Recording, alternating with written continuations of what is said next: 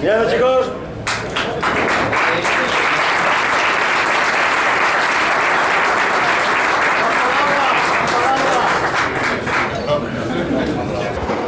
Bueno, Marruecos lo conocía vagamente de otro viaje que estuve por aquí. Tenía ganas de bajar en moto y la verdad es que todos los intentos han sido fallidos hasta que conocí la organización Explore Aventura, a través de la cual he podido con un grupo de amigos, tres compañeros y yo, hemos podido bajar y disfrutar de unos días intensos. Hemos conocido Marruecos bastante más profundo que lo que ya conocíamos.